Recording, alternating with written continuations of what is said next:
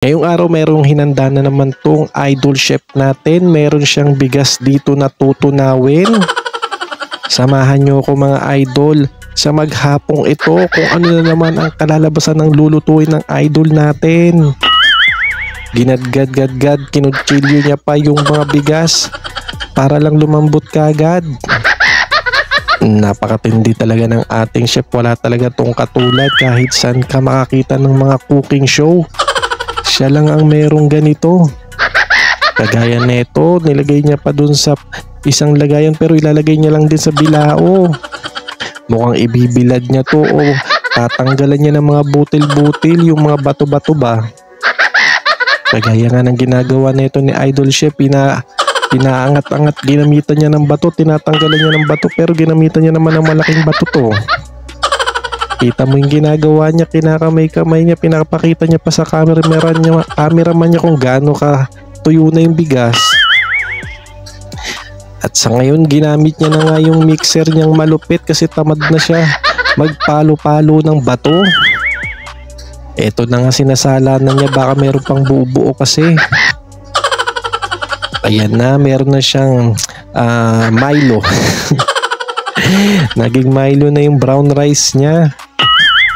Nilagyan niya na naman ng mga seasoning. Lupit-lupit talaga ng Idol Chef natin. Wala talaga tong kasing galing.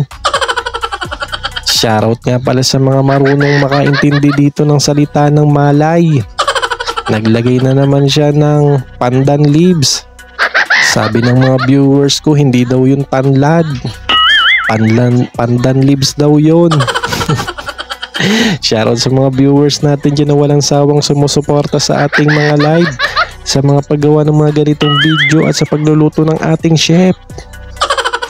Napakalupit nyo talaga. Lagi kayong mag-iingat kung saan man naroroon kayo. Mahal kayo ni Junjun. At mayroon na naman siyang nilagay dito, kamote. Mukhang gagawa to ng nilupak at dudurugin niya to. Ginamitan niya na ng malupit na mixer. Wow, ang bilis naman ang pagkakagawa ng Idol Chef natin dito. Eto na, ano na naman yung mga seasoning na nilalagay niya. Himala, wala na naman siyang nilalagay ng mga sili. Inaantay ko talaga yung sili dito eh. Pero ano na naman kayong kalalabasan na ito? Hulma-hulma na naman siya ng pabilog. Parang kulangot. Ayan na, ang dami na niyang ginawa.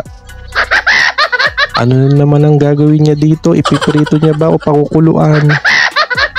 Kaya sana huwag kayong magsasawang manood sa mga ginagawa kong mga video at kasama natin si Idol Chef. Meron na naman siyang nilagay na matatamis dito. Sana huwag tayong magkasakit sa mga pinagluluto ng Idol Chef natin na to kasi sobrang anghang. Meron pang sobrang tamis. Hindi ko maintindihan kung paano natin maibabalance ang mga ginagawa ng Idol Chef natin dito. Kagaya nito, naglagay na naman siya ng pandan leaves at meron na naman siyang gata. Kamusta na naman kaya yung lulutuin niya? Kailan kaya matatapos to? Ayan na pala, tapos na. Yun na pala yung pinaka-final niya. Ang galing naman. Salamat sa iyo, Idol Chef.